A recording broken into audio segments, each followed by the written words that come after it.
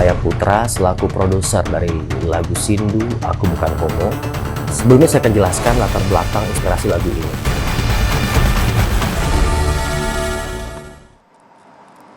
Oke, terima kasih masih bersama di Perempuan Bicara. Pemirsa, saya ingin ke Mbak Devi untuk melihat dari isi video, judul video, atau bahkan mungkin audionya itu sendiri dengan penjelasan produser. Ini kan kontradiktif, Mbak Devi. Ya kan? Nah, mungkin nggak sejauh-jauh kita mengira atau kritis ada kampanye terselubung di belakangnya. Gini, kalau saya ingin menjadikan momentum ini untuk mengingatkan publik, ruang digital itu kita perlu kecakapan. Kecakapan itu apa sih? Kecakapan itu menurut Kominfo, Japelidi misalnya ada 4. Jadi orang jangan berpikir hidup digital itu nggak perlu panduan hidup. Sekarang ini kan problemnya orang langsung nyemplung. Masuk ke dunia digital tanpa pernah ada bimbingan belajar misalnya. Betul. Nah sekarang sebenarnya udah ada panduannya, yaitu apa? Satu, kita harus menguasai skillnya. Jangan artikan skill di ruang digital itu hanya skill bisa motong-motong video, pakai filter gitu kan, atau joget-joget. Itu bukan skill. Itu satu.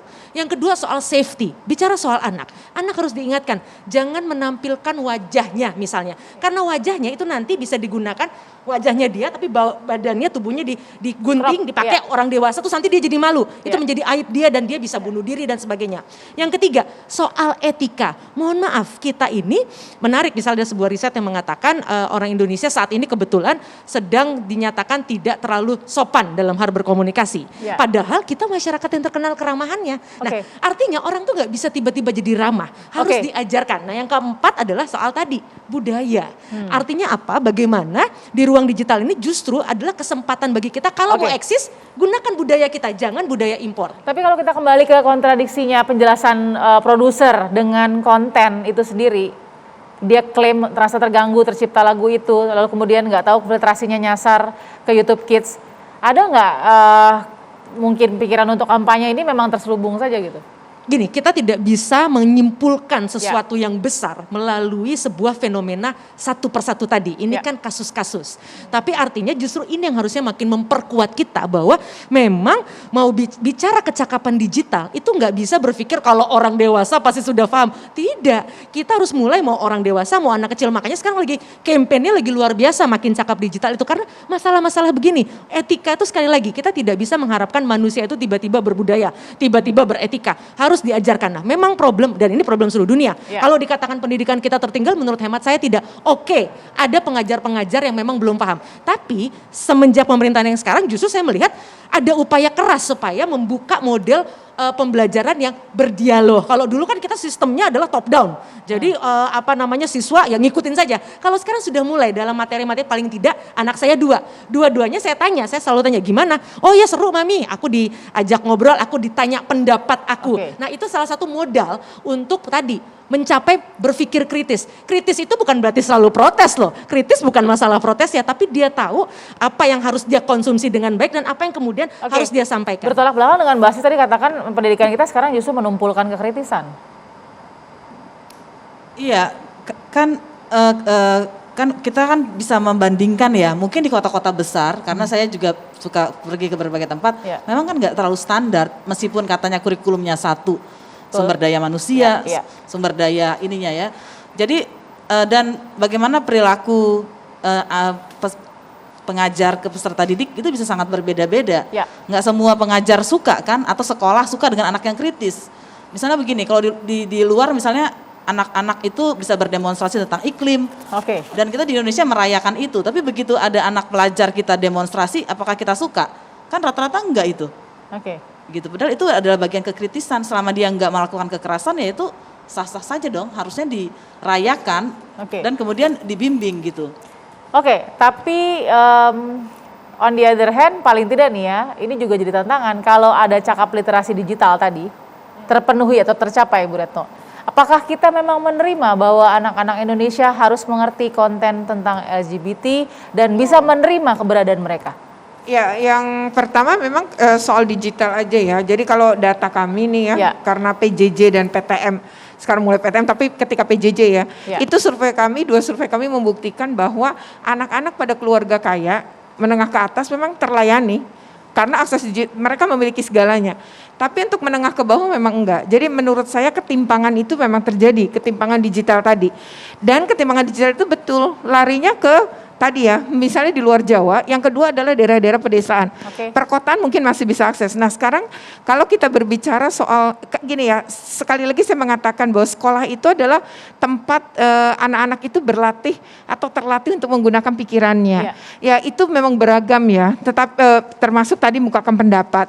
Tapi bahwa anak-anak kita itu kan, ya sekarang gini deh, anak bikin TikTok, kemudian seperti dia tidak berposisi pada kelompok mayoritas. Misalnya soal waktu itu anak dikeluarkan karena dia bikin TikTok, dia dianggap menyerang Palestina misalnya. Yang kedua misalnya guru memposting gitu ya, dia dikeluarkan dari sekolah, terus guru memposting gajinya, apa salahnya dengan posting gajinya di media sosial, tapi kemudian dia dipecat. Artinya gini, bagaimana kita mau menilai bahwa pendidikan kita itu membangun kekritisan, menguatkan tadi ya cara keterampilan berpikir, dan mendorong anak-anak ini kita mau untuk berani berbicara, berpendapat dan lain-lain, ketika melakukan sesuatu yang berbeda pada dari suara mayoritas, kemudian kita dibegitukan. Jadi menurut saya kita bahwa pemerintah betul kayak Merdeka Belajar berupaya untuk membangun tadi gitu, tetapi tadi apakah guru-guru juga sudah disiapkan? Tentu ini sebuah proses panjang, tapi langkah menuju itu memang tentu kita harus dukung. Saya mau tanya, terserah siapa yang jawab.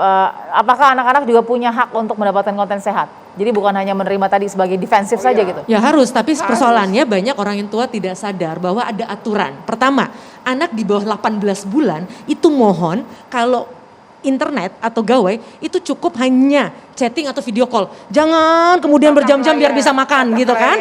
Nah 18 sampai 24 itu juga hanya sekedar untuk melihat-lihat yang tidak boleh lebih dari sejam. Di luar itu 2-5 tahun, nah itu yang menjadi krusial. Karena apa?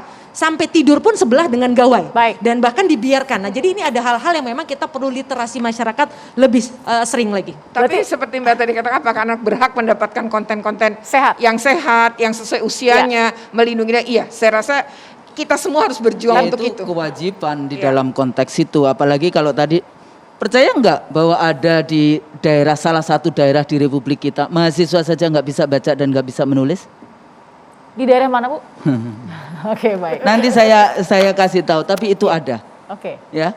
Dan saya tahu langsung kayak gitu ya. Nah ini juga kembali lagi dunia pendidikan. Kalau tadi dikatakan budaya kita masih oral culture, kita sudah naik sedikit ke written culture, tahu-tahu kemudian digempur dengan teknologi, digempur dengan globalisasi, digempur dengan Hollywoodisasi, digempur dengan segala macam ini, liberalisasi. Akhirnya ketahanan yang tadi, yang harus value, kalau tadi nggak apa-apa, kita selalu akan menyerap value-value global, tapi bagaimana kita mempersiapkan, makanya apakah itu dengan culture kita, agama kita dan sebagainya, tinggal pendekatannya seperti apa. Kalau tadi saya setuju tidak semuanya dengan legal base. Kita bicara tentang pendekatan kebutuhan, pendekatan kepentingan, pendekatan pendidikan yang mencerdaskan. Saya pikir itu jauh lebih baik dibandingkan kalau kita kemudian dengan legal based approach yang. Tapi Bu Kusnul, dari political studies yang mungkin Bu Kusnul sudah pernah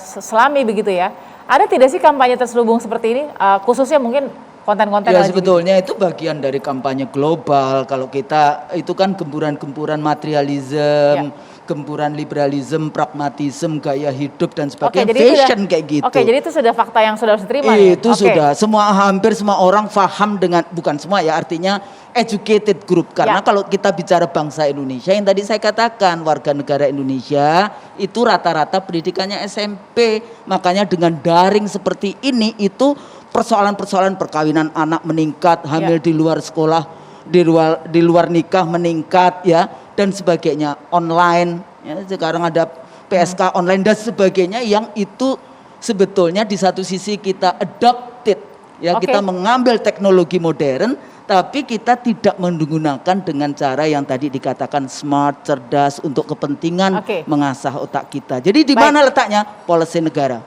Baik, ini agak sensitif, saya akan tanya ke Mbak Asfi, karena ini ada unsur dengan hak asasi.